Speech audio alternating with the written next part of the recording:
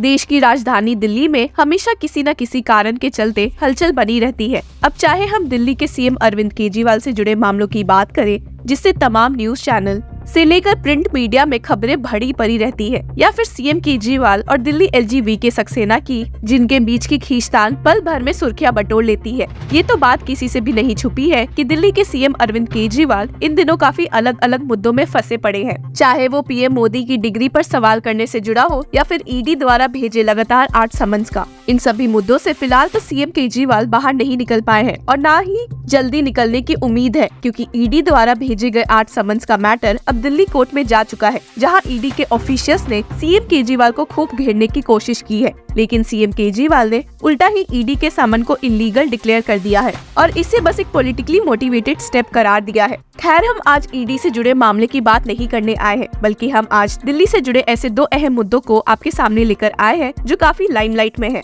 जहां पहला मुद्दा दिल्ली गवर्नमेंट और एलजी के बीच पावर कंट्रोल की होड़ से जुड़ा है, जिसमें सुप्रीम कोर्ट में मामला जा चुका है। वहीं दूसरा मामला भी बड़ा गंभीर और चौंकाने वाला है, जिसमें दिल्ली हाई कोर्ट ने इंटरवीन करते हुए काफी कड़े शब्दों में एक एडमिनिस्ट्रेटिव बॉडी को फटकार लगाई है। तो चलिए फिर शुरू करते हैं पहले मुद्दे से। आज का जो पहला मुद्दा है वो दिल्ली सीएम केजरीवाल और एलजीबीके सक्सेना के बीच पावर टसल से जुड़ा है। आपको बता दें कि म्युनिसिपल कॉर्पोरेशन ऑफ दिल्ली में टोटल 250 इलेक्टेड मेंबर्स चुनकर आते हैं और वही 10 नॉमिनेटेड मेंबर्स भी इसमें शामिल होते हैं, जिन्हें की दिल्ली के एलजी द्वारा चुना जाता है। इस बात का विरोध करते हुए दिल्ली गवर्नमेंट ने एलजी के नॉमिनेट करने की पावर को चैलेंज करते हुए सुप्रीम कोर्ट का रुख किया है। दिल्ली गवर्नमेंट का सरासर एलजीबीके सक्सेना पर गंभीर आरोप है कि वो इन 10 नॉमिनेटेड मेंबर्स के सिलेक्शन के लिए दिल्ली गवर्नमेंट से कोई भी एड एंड एडवाइस नहीं ले रहे हैं। इसी बात को फ्रेश प्ली फाइल करते हुए उठाया है सुप्रीम कोर्ट में दिल्ली मेयर शैली ओबराय ने, जिन्होंने सुप्रीम कोर्ट से अपनी प्ली के थ्रू ये रिक्वेस्ट की है कि जब तक सुप्रीम कोर्ट एलजीबीके सक्सेना के पावर कंट्रोल पर अपना रिजर्व जजमेंट नहीं सुना देती,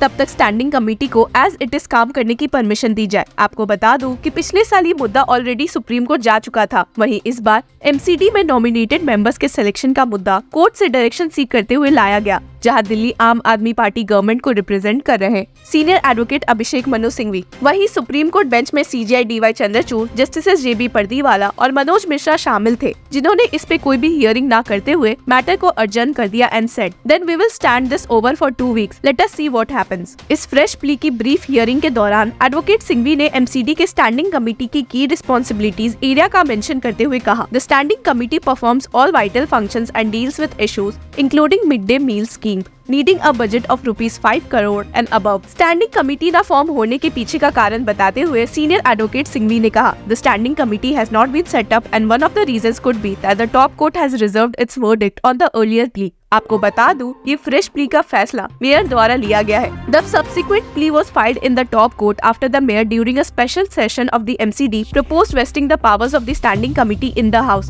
The proposal ran into opposition from BJP members who alleged that it was illegal and unconstitutional. Delhi mayor शैली ओबराय ने अपनी फ्रेश प्ली में सुप्रीम कोर्ट को स्टेट किया that the adjudication of the legality of the nominated person's appointments will directly and substantially impact the election of 12 out of 18 members of the standing committee. That is, it will directly determine the special majority within it. Thus, the standing committee could not be constituted yet. Delhi mayor को ये doubt है कि BJP party यहाँ अपनी majority का फायदा उठा सकती है एमसीडी मेंबर्स के नॉमिनेशन के थ्रू, इसलिए उन्होंने सुप्रीम कोर्ट के सामने अपनी दलील पेश की। वहीं ये तो था आज का पहला मुद्दा। अब बात करते हैं दूसरे मुद्दे की, जो वापस से एमसीडी से ही जुड़ा है, जिसके कारण एमसीडी को दिल्ली हाईकोर्ट से जोरदार फटकार पड़ी है। दरअसल बात ऐसी है कि एमसीडी में काम कर रहे करंट और फॉर्मर एम्प्लॉयज को सेंट्रल 7th पे कमीशन के रिकमेंडेशन के अकॉर्डिंग उनकी सैलरी, पेंशन और अरियर्स टाइम पर नहीं मिल रही है। अपनी पीड़ा को सामने रखते हुए एमसीडी में काम करने वाले कुछ करंट एम्प्लॉयज और कुछ सीनियर एम्प्लॉयज द्वारा ये पिटीशन दिल्ली हाईकोर्ट में फाइल की गई, जहां दिल्ली हाईकोर्ट में इस प्ली को हियर कर रहे हैं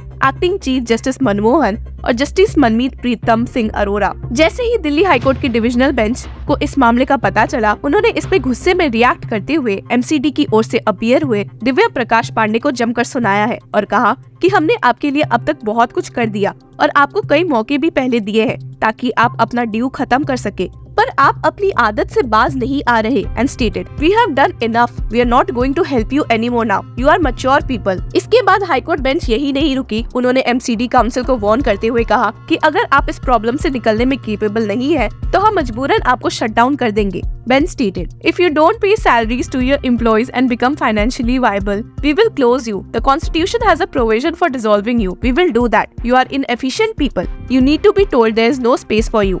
दिल्ली हाईकोर्ट के डिविजनल बेंच ने एमसीडी के काले कारनामों को भी रिवील करते हुए कड़े शब्दों में वार्निंग दी कि आप अपने करप्शन चार्जेस और लिटिगेशन में हमेशा उलझे रहते हो, या तो आप खुद इससे बाहर आ जाओ वरना हम आपको कम्प्लीटली शट डाउन करने पर मजबूर हो जाएंगे। Delhi high court bench stated you are only generating litigation for us because of your inefficiency and corruption. Either you set your house in order. If you can't do that, then I think we need a new system and we will evolve a new system. There is a provision to dissolve you. We will do it. If you can't find the resources, then we will evolve a new system. Court उस time और गुस्से से आग बबूला हो गई जब दोनों साइड के काउंसिल एक दूसरे पर ही ब्लेम गेम थोपने लगे कि इनकी फंडिंग हॉल्ट करने के कारण ऐसा हुआ है वैसा हुआ है, जिसपे कोर्ट ने रिएक्ट करते हुए कहा You MCD are saying the state government will pay. MCD is saying it will not pay. Center will pay. These employees are your employees. They are not people held by terrorist groups that no one is ready to pay the ransom for. They will get their salaries. It is your statutory obligation. Earlier you, MCD and Delhi government were not on the same page. Now you are. Either you make it financially viable or we will dissolve you. Central government के council और MCD के council मिलकर Delhi government के council के ऊपर इल्जाम लगाते रहे। आपको बता दो कि MCD कम्प्लीटली सेंट्रल गवर्नमेंट के अंडर आती है, जिसमें दिल्ली गवर्नमेंट का कोई एज सच कंट्रोल नहीं है।